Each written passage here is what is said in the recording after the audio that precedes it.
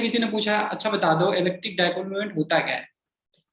किसी ने पूछा what is electric dipole moment, तो नाम क्या है, डाइपोल। क्या नाम है, डाइपोल। तो किसी ने पूछा अच्छा डाइपोल का क्या मतलब होता है, इसका मतलब यहीं पे छिपा हुआ है कि डाई का मतलब दो, पोल का मतलब जिसके पास क्या हो, जनरली पोल का मतलब होता है एंड्स, है ना, जैसे ईस्ट नॉर्थ और साउथ पोल, है ना। तो डाई का मतलब क्या होता है बेटा, जनरली दो, यानी कि टू, है ना, जिसमें टू पोल्स हों उसे हम लोग डाईपोल बोल देते हैं। क्लियर है। आगे क्या है, Yes, sir. इलेक्ट्रिक मोमेंट के बारे में बाद में सीखेंगे। क्या है इलेक्ट्रिक, इलेक्ट्रिक का मतलब जो चार्ज से रिलेट कर रहा है, यानी कि ऐसे चार्जेस जिनके दो पोल हों, यानी कि एक, सपोज हमारे पास एक पॉजिटिव क्यू चार्ज है और एक निगेटिव क्यू चार्ज है, ठीक है। इन दोनों के बीच में कितना डिस्टेंस हमने मान लिया, एल मान लिया। तो किसी ने पूछा अच्छा ये बताओ कि इन दोनों की वजह से इस पूरे सिस्टम का क्या डाइपोल मोमेंट निकल के आ रहा है। तो हमने क्या पढ़ा था बेटा, बताओ इसमें कितना होगा, इसका इलेक्ट्रिक डाइपोल मोमेंट कैसे लिखते हैं, P is equals to, 2qm. आवाज कौन से आ रहा है थोड़ा देखो इसको, P इज इक्वल्स टू कितना आ रहा है Janvi, Janvi, hello, P is equals to कितना आएगा बेटा, अगर हम यहां से लेके यहां तक मूव करें तो हमारा निगेटिव चार्ज और पॉजिटिव चार्ज के बीच का जो डिस्टेंस होता है उसको हम मान लेते हैं डिस्प्लेसमेंट, मान लो, तो ये एल वेक्टर हो गया मान लो, है ना। कहाँ से मेजर करना है, negative charge to positive charge, और मैग्नीट्यूड किसका रखना है, एक किसी चार्ज का मैग्नीट्यूड रख दो, इनटू क्या कर दो, एल कर दो, ठीक है। तो ये हमारा आ जाता है क्या, इलेक्ट्रिक डाइपोल मोमेंट की वैल्यू। क्लियर है, डायरेक्शन समझ में है कहाँ से कहाँ आता है इलेक्ट्रिक डाइपोल का, क्लियर है सौम्या। Yes, sir. हाँ, तो ये हमने पीछे पिछले लेक्चर्स में देखा था कि हमारा इलेक्ट्रिक डाइपोल मोमेंट इस तरह से एक किसी दो इक्वल एंड अपोजिट चार्जेस जो हों एक पर्टिकुलर डिस्टेंस पे रखे होते हैं, तो how to find out electric dipole moment, इस पे हमने बहुत सारे एग्जांपल्स करे हुए थे, है ना। तो एक सवाल फटाक से हम लोग करेंगे, उसके बाद आगे बढ़ेंगे। सपोज हमारे पास हमने जैसे बताया एक क्यू चार्ज यहाँ पे है और ये कुछ इस तरह से है, ये मान लो -2q चार्ज है, और फिर इसी तरह से हमारे पास एक +q चार्ज यहाँ पे है बेटा, ठीक है। और ये भी L डिस्टेंस है, ये भी L डिस्टेंस है। क्लियर है, इन दोनों के बीच में जो एंगल बन रहा है कितना बन रहा है, 30 डिग्री का बन रहा है। किसी ने पूछा कि इस पूरे सिस्टम का नेट डाइपोल मोमेंट बताओ, पहले तो नेट बता दो और उसके बाद में मैग्नीट्यूड बता दो नेट का, ठीक है। समझ में आया, ये पहला सवाल और ये दूसरा सवाल, फाइंड आउट। अब क्या करना चाहिए हमें, कौन बताएगा फटाक से बताओ, जानवी, जानवी क्या नेटवर्क का दिक्कत है या बोल नहीं रही है, समय आप बताओ। पी नेट हमने क्या सीखा था, पी नेट कैसे फाइंड आउट करते हैं, तो P1 का स्क्वायर प्लस P2 का स्क्वायर cos थीटा, नहीं B P square net plus B. Vector form में है बेटा, पी नेट ये वेक्टर फॉर्म में देखो लिखा हुआ है, तो आप मैग्नीट्यूड के बारे में बता रही हो। हमने क्या बोला कि ये जो पूरा सिस्टम है इसको हम नेक्स्ट पेज पे देखें, ये जो हमारा पूरा सिस्टम है इसको अगर हम दोबारा से रीड्रॉ करें तो सपोज ये हमारा क्या आ रहा है, एक -q हमने यहाँ पे रख दिया और एक +q यहाँ पे हो गया। सिमिलरली ये -q हमने यहाँ पे रख दिया और +q हमने यहाँ पे रख दिया। ये क्या आप अपना क्या हो गया, ये 30 डिग्री हो गया बेटा, ठीक है। तो एक जो P1 हम निकालेंगे कुछ, इसको सपोज मान लो ये P1 है, ठीक है बेटा, और यहाँ से यहाँ तक क्या आ रहा है बेटा, ये P2 आएगा। P1 और P2 का मैग्नीट्यूड सेम होगा, क्यों मैग्नीट्यूड सेम होगा, P1 बराबर P2 अगर मैग्नीट्यूड के बारे में बात करें, क्योंकि लेंथ और चार्जेस का मैग्नीट्यूड क्या है दोनों डाइपोल के लिए सेम है। तो अगर इसको हम P मान लें तो ये हो जाएगा Q इंटू एल हो जाएगा बेटा, ठीक है, समझ में आया मैग्नीट्यूड फॉर्म में? Okay, yes sir. आगे क्या करना है हमें? सिंपल हम क्या करेंगे यहाँ पे, कैसे कैलकुलेट करोगे इस चीज को, फटाक से बताओ भाई। पी नेट के बारे में हमें लिखना है तो P1 प्लस P2 चुपचाप हम यहाँ पे लिख देंगे, सर यही आएगा वेक्टर फॉर्म में अगर हम बात कर लें। ठीक है, अब चाहो तो इसको और थोड़ा सा ब्रेक कर दो, एक परपेंडिकुलर कंपोनेंट ले लो, एक पैरेलल कंपोनेंट ले लो, है ना, इसको मान लो एक्स एक्सिस, ठीक है बेटा, और यहाँ पे अगर चाहो तो ये एक से ड्रॉ कर दो, ये वाई एक्सिस हो गया बेटा। इस P2 को आप चाहो तो एक पार्ट में ऐसे रिजॉल्व कर दो, P2 cos 30, ठीक है, और एक पार्ट इधर रिजॉल्व कर दो, क्या हो जाएगा बेटा, P1 सॉरी P2 sin 30 हो जाएगा। क्लियर है बेटा, इतना हमने कर दिया। अब क्या करना है, P2 cos 30 के बारे में किसी ने पूछ लिया, P2 cos 30 हमें पता है कि P1 और P2 का मैग्नीट्यूड सेम है, तो हम अभी P के टर्म में बात करेंगे। तो इसको हम क्या लिख सकते हैं बेटा, P, आगे बताइए, P cos 30 की वैल्यू कितनी होती है, √3/2। √3/2 होती है, तो यहाँ पे ये हो जाएगा √3/2। सिमिलरली अगर y एक्सिस का कंपोनेंट हम देखें, पी वाई अगर कोई बात करे तो क्या यहाँ पे क्या लिखोगे, P sin 30 की वैल्यू कितनी होती है, 1/2, तो ये हो जाएगा बेटा P/2। क्लियर है? अब हम यहाँ से देखो P1 के बारे में तो आराम से आप लिख सकते हो भाई, एक्स एक्सिस की तरफ है तो P1 की वैल्यू हो जाएगी simply P i cap. P2 के बारे में आप लिखना चाहो तो क्या लिख सकते हो बेटा, बता दो यहाँ से फटाक से, इसको भी ऐसे लिख सकते हो इसी के टर्म में। तो ये एक्स एक्सिस हो गया, यानी कि ये आएगा बेटा √3/2 P i कैप प्लस आगे क्या है बेटा P/2, यानी कि ये हो जाएगा P/2 J कैप। क्लियर है, समझ में आया इतना? Yes sir. तो हमें पीनेट किसी ने पूछा तो पीनेट यहाँ पे लिख दो, पीनेट की वैल्यू क्या हो जाएगी, P i cap plus √3 P i cap plus P/2 J cap हो जाएगा बेटा। क्लियर है? अब यहां से हम क्या कर सकते हैं, इन दोनों को एक साथ लिख सकते हैं, लिख सकते हैं, लिख सकते हैं ना बेटा? Yes sir.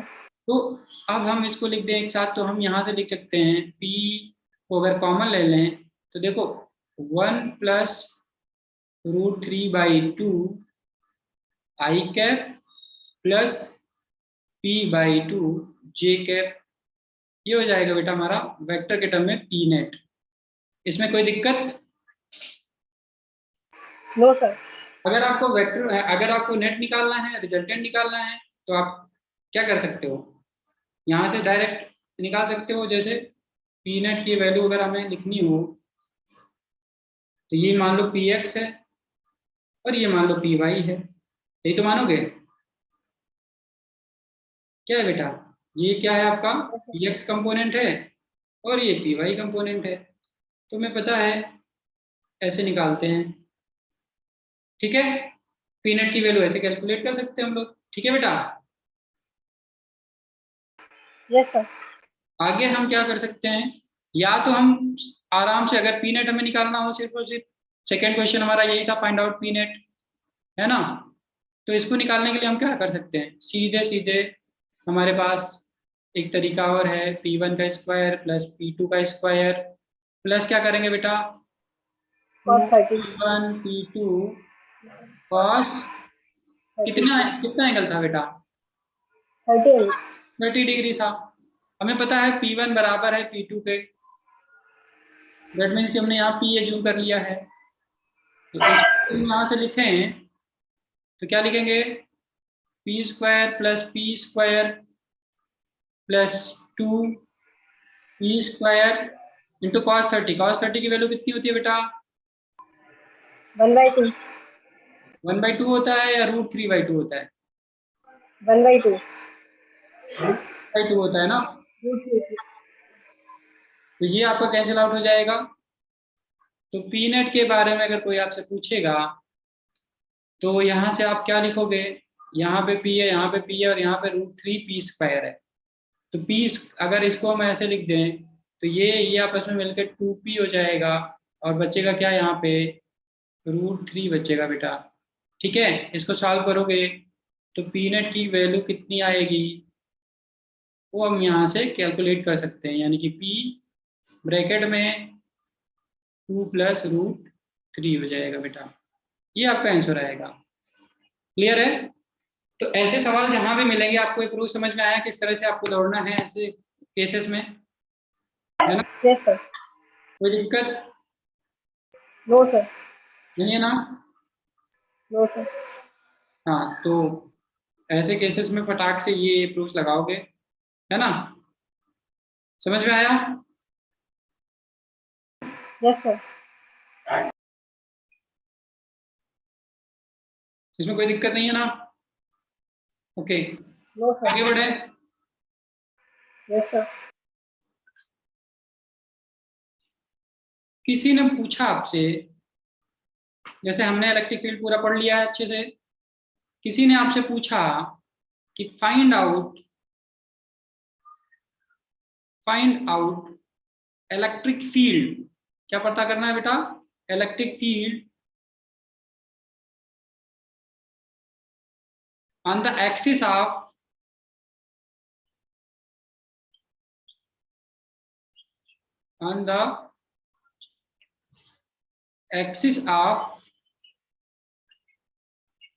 Electric dipole. कहाँ पे फाइंड आउट करना है? Electric dipole. ओ भाई साहब, ये तो बहुत मजेदार सवाल पूछ लिया आपने। ये फाइंड आउट करना है आपको, किसी ने बोल दिया। अब क्या करोगे, क्या कर सकते हो ऐसे केसेस में? सपोज कि आपके पास क्या है, इस तरह का एक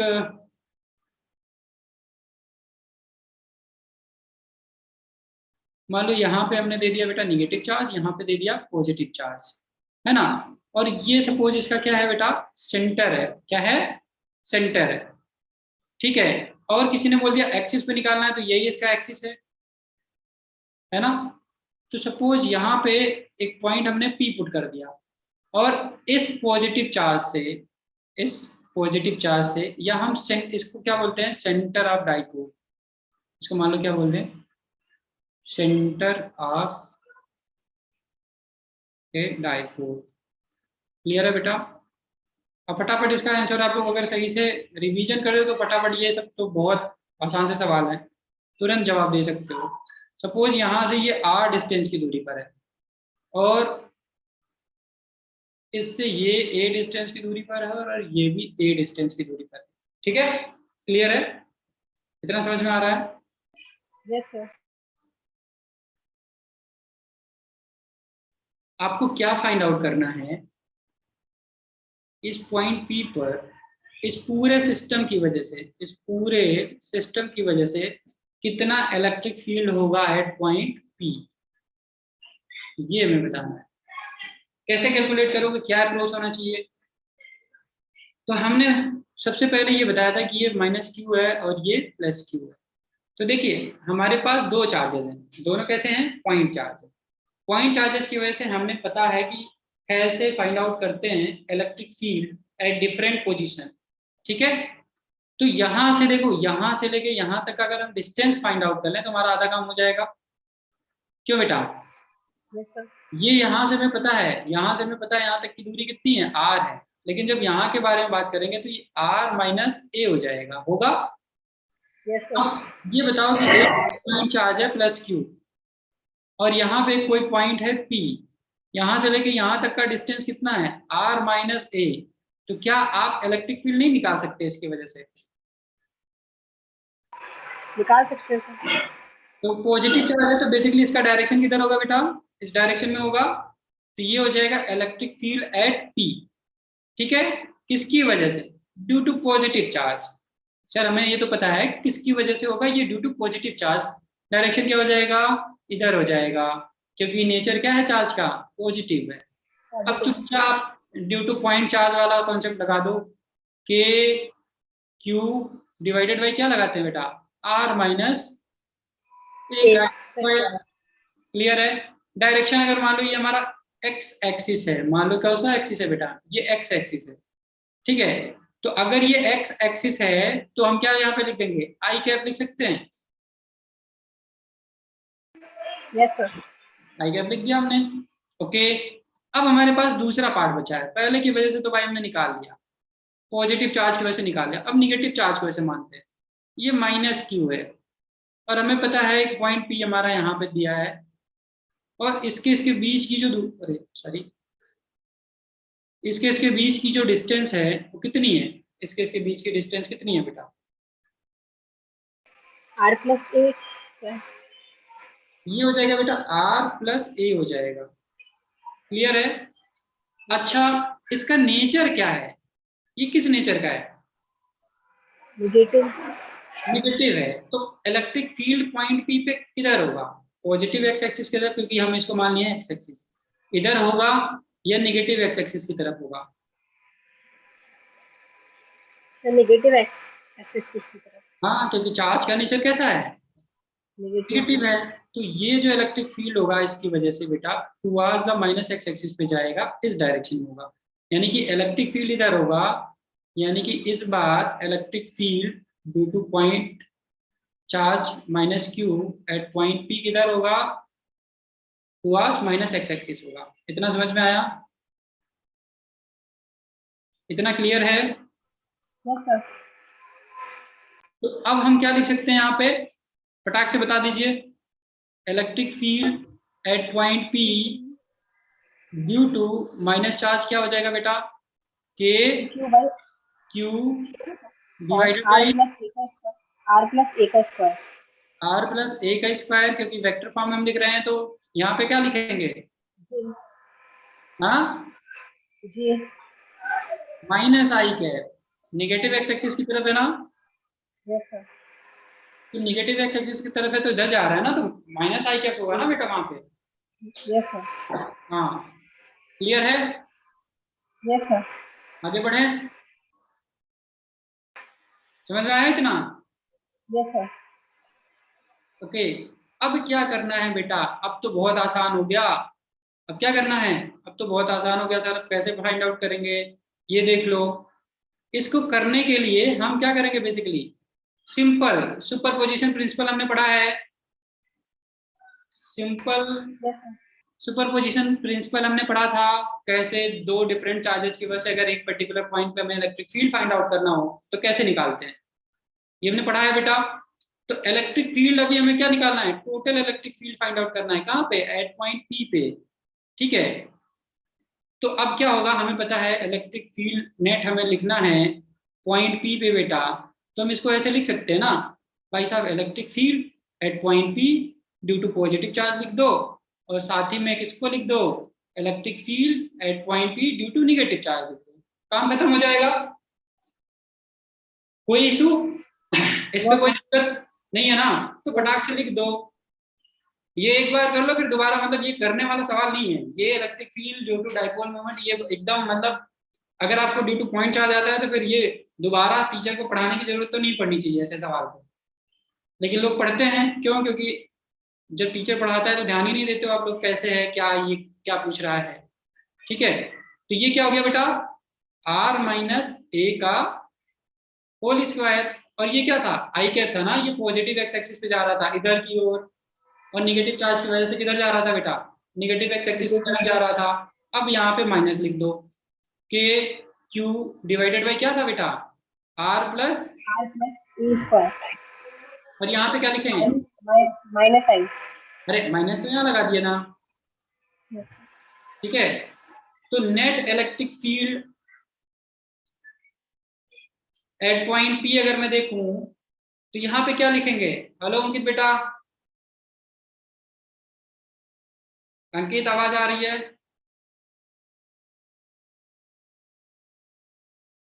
तो इसको हम क्या कर सकते हैं बेटा, आराम से इसको, कॉमन ले लेंगे के क्यू को।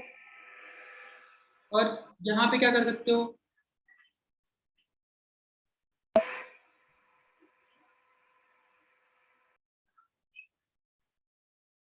ये क्या लिख दें यहाँ पे, आई कैप लिख दीजिए।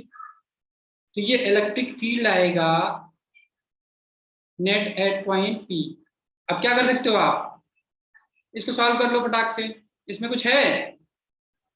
No sir. ये क्यू, भाई साहब अगर इसको हम ऐसे लिखना चाहें, ब्रेक करके लिखना चाहो तो ब्रेक करके लिख लो सर। आर स्क्वायर होगा, ए स्क्वायर होगा, प्लस 2 ए आर। उसके बाद में अगर ये माइनस वाला करेंगे सर तो ये आएगा, माइनस की जगह ऐसे आ जाएगा, -2 AR हो जाएगा सर। ये नीचे हो गया, मतलब ये ऊपर हो गया, और नीचे क्या हो जाएगा सर, दोनों को मल्टीप्लाई कर दो, मजा आ जाएगा। आर माइनस ये ऐसे सर हो रहा है, इंटू कर दो आर प्लस ए, ये सर ऐसे कुछ हो रहा है, यही तो हो रहा है। इसको सॉल्व करना बहुत आसान है, क्योंकि मैथमेटिक्स में ऐसे बहुत सारे टूल हैं जो फटाक से आपको आंसर दे देंगे। देखिए अगर हम इसको माइनस को अंदर मल्टीप्लाई करेंगे तो ये क्या होगा बेटा, ये माइनस होगा और ये भी माइनस होगा, और ये माइनस माइनस क्या हो जाएगा, प्लस हो जाएगा। Yes sir. दैट मीन्स कि ये और ये भाई साहब आपस में क्या हो गए, कैंसिल हो गए। बचा कौन यहाँ पे, ये बचा है और ये बचा है। क्लियर है, समझ में आया कौन कौन बचा है। तो यस सर। मजा आ गया, ये इसको हमने ऐसे लिख दिया। और अंदर क्या बचा, 4AR डिवाइडेड बाई क्या लिख देंगे यहाँ पे, क्या लिख देंगे, R square minus A square, उसके बाद में क्या लिख देंगे बेटा, होल स्क्वायर। ठीक है, समझ में आ रहा है ये चीज। इसको सॉल्व करोगे तो ये नीचे वाला जो हमने लिखा है ये ऐसे आएगा, और डायरेक्शन क्या है, आई कैप है। कोई दिक्कत। बाकी केसेस में आप देख सकते हो कि अगर हमारा ए, एक स्पेशल केस ही था फास्ट हार्ट डाइपोल मोमेंट। अब हम पढ़ेंगे कि अगर हमारे पास एक तरह का, जैसे हमने पीछे देखा कि अगर हमारे पास एक इलेक्ट्रिक डाइपोल मोमेंट हो, ठीक है, एक इलेक्ट्रिक डाइपोल मोमेंट हो, ठीक बेटा, यहाँ पे चार्ज माइनस हो और यहाँ पे चार्ज प्लस हो, कितना, -Q और +Q, और ये बेटा इसका सेंटर हो। किसी ने बोला अच्छा इसके सेंटर से अगर हम एक परपेंडिकुलर डिस्टेंस अगर देखें, और ये डिस्टेंस अगर हम r कर दें और एक पॉइंट यहाँ पे रख दें सर इस बार, ठीक है, इसे बोलते हैं पर इक्वेटोरियल पॉइंट या ब्रॉड ऑन इक्वेटोरियल पॉइंट बोलते हैं, ठीक है। क्लियर है, तो इक्वेटोरियल पॉइंट है। और अगर देखो यहाँ से लेके बेटा ये अगर हमारा डिस्टेंस a है और यहाँ से लेके ये डिस्टेंस a है, ठीक है सौम्या, समझ में आ रहा है। Yes sir. तो किसी ने पूछा अच्छा भाई इस चार्ज की वजह से ये पूरे, ये डाइपोल है, क्या है ये, डाइपोल है, ठीक है बेटा, ये डाइपोल है। इस माइनस चार्ज की वजह से इस पॉइंट पे कितना इलेक्ट्रिक फील्ड आएगा, इस प्लस चार्ज की वजह से इस पे कितना इलेक्ट्रिक फील्ड आएगा, फाइंड आउट करो सर। तो क्या होना चाहिए, कैसे निकालोगे। तो देखो हमें पता है यहाँ से लेके यहाँ तक का, इस माइनस चार्ज से लेके सेंटर ऑफ द डाइपोल तक अगर हम डिस्टेंस देखें तो कितना आ रहा है हमारा, ये सर ए आ रहा था। और यहाँ से लेके यहाँ तक देखें तो यहाँ भी सर ए आ रहा है। अगर हम इस डिस्टेंस को कैलकुलेट करें, ऐसे मूव करें ऐसे, तो ये डिस्टेंस कितना हो जाएगा, ये आर है और ये ए है बेटा, तो इसको क्या लिख सकते हो, अरे डायगोनल ही तो है, डायगोनल सॉरी हाइपोटेनस ही तो है ये, तो आर क्या हो स्क्वायर जाएगा, plus A square. R square plus ये डिस्टेंस हो गया बेटा। सिमिलरली अगर मैं यहाँ से यहाँ तक के बारे में आपसे बात करूँ तो ये भी डिस्टेंस कितना हो जाएगा, R square plus A square. ठीक।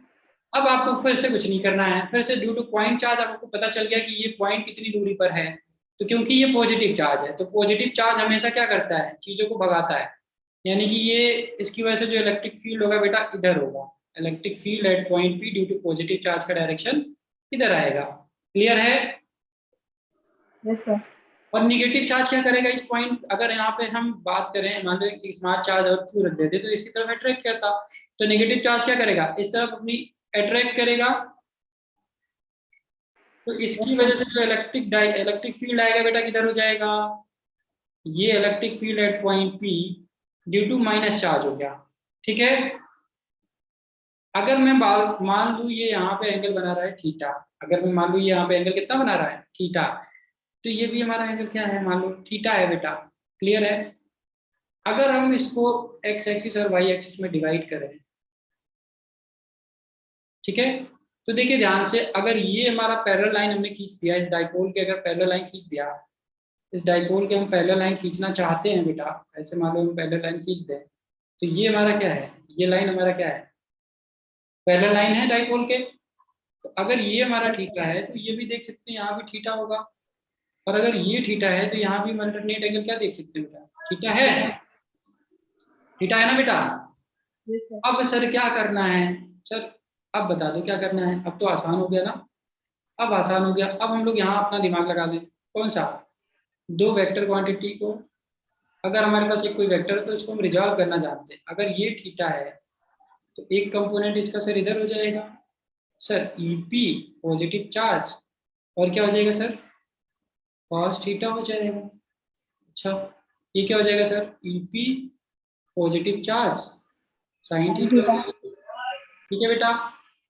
अच्छा सर ये भी तो एंगल हमारा वही बन रहा है, अगर ये हमारा थीटा बन रहा है तो इस तरफ एक कंपोनेंट ले लो sir, EP minus charge cos theta हो गया, तो दूसरा सर इधर देख लो, ये क्या हो जाएगा, EP minus charge sine theta हो गया। बात समझ में आ गया, Yes, sir. क्लियर है। तो इसमें बचा क्या है सर, कुछ नहीं बचा है सर, क्या आ रहा है देखो, अगर हम यहाँ से लेंथ देखें बेटा, यहाँ से लेके यहाँ तक का, तो लेंथ तो सेम है, और चार्जेस का मैग्नीट्यूड भी क्या है बेटा, सेम है, चार्जेस का मैग्नीट्यूड भी क्या है, सेम है। Yeah. तो अगर इसको मान ले ए, इसको मान ले बी, तो देखो ए पी बराबर क्या है, बीपी है, डिस्टेंस हो गया भाई, ये भी तुम्हारा कितना आया, अरे यहाँ से लेके यहाँ तक का पॉइंट पी है ना बेटा ये, Yes, sir. और ये भी डिस्टेंस हमारा वही है R square plus A square. अब क्या कर सकते हो सर, हमारा डिस्टेंस तो सेम हो गया और चार्ज तो पहले से सेम था, मैग्नीट्यूड भले अलग अलग था लेकिन चार्ज का, सॉरी नेचर भले अलग अलग था लेकिन चार्जेस का मैग्नीट्यूड क्या है, ए पे और बी पे दोनों सेम है ना। क्यों यहाँ भी है, मैग्नीट्यूड के बारे में बात करें, और क्यों यहाँ भी है कि नहीं। तो Yes, sir. इसकी वजह से जो इलेक्ट्रिक फील्ड होगा उसकी वैल्यूज क्या होगी, सेम होगी लेकिन डायरेक्शन अलग अलग होगा। क्लियर है बेटा। तो देखो यहाँ पे हमने एक बात सीखा कि ये वाला जो कंपोनेंट होगा ये आपस में कैंसिल हो जाएगा, और बचेगा कौन बेटा, ये बचेगा। ये क्लियर है। यानी कि electric field due to P, अगर नेट कोई कैलकुलेट करने के लिए दे आपको, तो आप चुपचाप क्या लिख दोगे, EP positive charge cos theta और plus EP negative charge cos theta, है ना। अब अगर मैं यहाँ वेक्टर लगा दूं तो यहाँ चुपचाप वेक्टर लगा देना और यहाँ पे लिख देना माइनस एक्स एक्सिस, यानी कि माइनस आई कैप, क्योंकि अगर ये एक्स एक्सिस हो गया और ये वाई एक्सिस हो गया तो ये माइनस एक्स एक्सिस की तरफ जा रहा है नेट इलेक्ट्रिक फील्ड बेटा। अच्छा डाइपोल मोमेंट अगर बताओ, डाइपोल मोमेंट का डायरेक्शन क्या होगा बेटा, ये देखो माइनस चार्ज है, माइनस क्यू है, और ये प्लस क्यू है ना। हमने पीछे पढ़ा है कि जो डाइपोल मोमेंट का डायरेक्शन होता है माइनस क्यू, अरे ये कहाँ जा रहा है, माइनस क्यू से प्लस क्यू, इसको मिटा दें,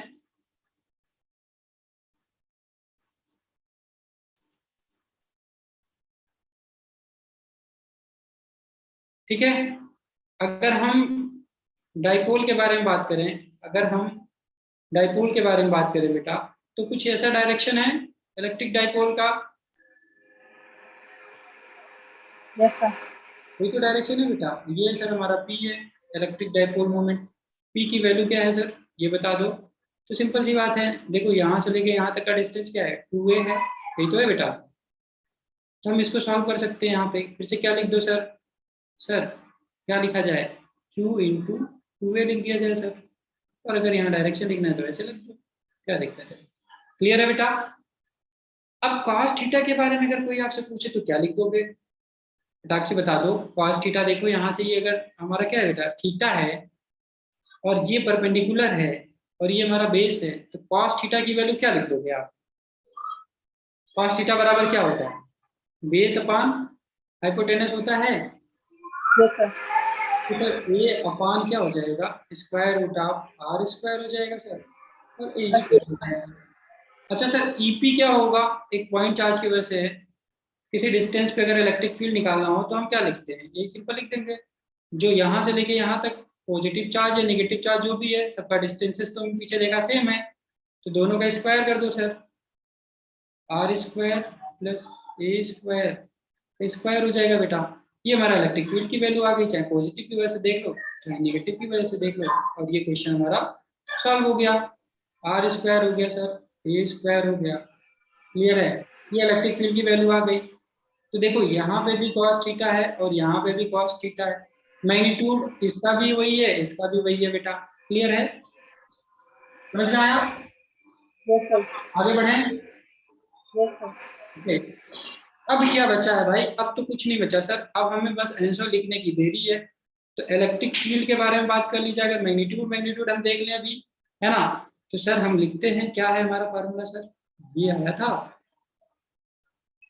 दोनों का डायरेक्शन एक ही है तो इसको हम ट्वाइस लिख सकते हैं बेटा, दोनों का डायरेक्शन अगर एक ही है तो क्या हम ट्वाइस लिख सकते हैं। Yes sir. तो हमने देख लिया कि सेम है, तो सर हमें पता चल चुका है कि ये ए स्क्वायर था और ये आर स्क्वायर था, और आगे कॉस थीटा था सर, है ना, डायरेक्शन एक ही हो गया ना बेटा। तो इसको सर क्या करा जाए, तो हम लिखेंगे इसको पूरा ऐसे, इंटू टू, एक सेकेंड,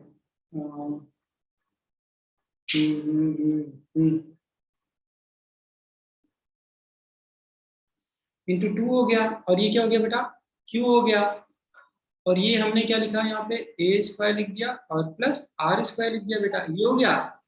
कॉस थीटा की वैल्यू हमें लिखनी है सर, कॉस थीटा की वैल्यू हमें पीछे देखी थी, क्या आया था बेटा, R square plus A square का स्क्वायर रूट, ये तो आया था। Yes sir. स्क्वायर रूट को हम ये लिख सकते हैं क्या। Yes sir. फील्ड बेटा आ गया हमारा पॉइंट पी पे, इलेक्ट्रिक फील्ड पॉइंट पी पे आ गया सर, इसको हम समराइज करते, देखो इसको अगर हम सॉल्व करें तो पीछे हमने देखा है ये पी की वैल्यू है बेटा, वेक्टर फॉर्म में हम देखें इसको तो ये पी की वैल्यू है ना, 2a इंटू क्यू, यही तो आया था बेटा पी का मैग्नीट्यूड, क्लियर है। तो सर यस पी का सर। मैग्नीट्यूड आपने बता दिया, अच्छा इसको लिख दीजिए 1/4 पाई एप्सिलॉन नॉट, ये सर हमारा electric field at point P है, और हम यहाँ पे सर पी लिख सकते हैं अब, और यहाँ इसको और इसको देख लिया जाए सर तो मजा आ जाएगा, ये तो 1 है और ये आधा है, दोनों को जोड़ देंगे तो क्या हो जाएगा बेटा, अगर 1 और आधा जोड़ोगे तो क्या आएगा, 1 प्लस हाफ, 3/2 बाई 2। आएगा, मतलब डेढ़, डेढ़ होगा ना, डेढ़ को क्या लिख सकते हो, 3/2 लिख सकते हो सर। तो ये हमारा मैग्नीट्यूड आ गया बेटा। अब हम डायरेक्शन के बारे में बात कर रहे थे, देखो इलेक्ट्रिक डाइपोल मोमेंट का डायरेक्शन, सपोज थोड़ा सा मैं इसको मैं थोड़ा सा लिखने में थोड़ा दिक्कत होता है, ये पी हो गया, और हम देख रहे थे कि इलेक्ट्रिक फील्ड तो पॉइंट पी पे इस डायरेक्शन में आ रहा था सर, ये पॉइंट पी था, ठीक है। ये हमारा देखो ये डाइपोल है बेटा, ठीक है। तो electric potential sorry electric dipole moment का डायरेक्शन इधर होगा माइनस से प्लस की ओर, लेकिन हम इलेक्ट्रिक फील्ड जब देख रहे थे तो हमारा क्या आ रहा था, इसी डायरेक्शन में आ रहा था ना। Yes sir. तो हम अब क्योंकि ये वेक्टर फॉर्म में अगर हम लिखना चाहेंगे तो हम लिखेंगे बेटा यहाँ पे इलेक्ट्रिक फील्ड एट पी, अगर वेक्टर टर्म में लिखेंगे तो देखो इसको देखो ध्यान से, और यहाँ पे इसका डायरेक्शन देखो ध्यान से, इलेक्ट्रिक फील्ड तो जनरली इस डायरेक्शन में है ना, माइनस एक्स स्क्रीन, यानी कि माइनस हाफ पी है ना बेटा, जिस डायरेक्शन में डाइपोल मोमेंट है उसी के जस्ट उल्टे डायरेक्शन में इलेक्ट्रिक फील्ड हो रहा है, हो रहा है, यस सर। समझ पा रहे हो ना। ये हमने देखो ये हमने दिया था कि ये आर डिस्टेंस है, ठीक है। तो इसको हम ऐसे लिखते हैं बेटा, ये हमारा 4 पाई एप्सिलॉन नॉट हो गया, यहाँ पे क्या लगा दो, एक माइनस साइन लगा दो, और यहाँ पे एक वेक्टर लगा दो, ये वेक्टर फॉर्म में हो गया बेटा, ये ए स्क्वायर हो जाएगा और आर स्क्वायर हो जाएगा, और यहाँ पे क्या हो जाएगा पावर 3/2 हो जाएगा। तो ये ओवरऑल हमारा आ जाएगा इलेक्ट्रिक फील्ड, माने परपेंडिकुलर बाइसेक्टर बोल सकते हो या इक्वेटोरियल पॉइंट बोल सकते हो, किसी भी इलेक्ट्रिक डाइपोल मोमेंट, मतलब किसी भी इलेक्ट्रिक डाइपोल के परपेंडिकुलर बाइसेक्टर पे किसी पॉइंट को अगर हमने पी असाइन कर दिया है ना, तो उस पर कितनी इलेक्ट्रिक फील्ड होगी ये हमें पता चल गया इस डेरिवेशन से, क्लियर है बेटा। यहाँ पे कोई इशू कोई दिक्कत, नो सर। एग्जैक्टली समझ में आ रहा है, सारी चीजें जैसे जैसे हो रही हैं, यस सर। क्लियर है। तो ये ओवरऑल हमारा था इलेक्ट्रिक फील्ड ड्यू टू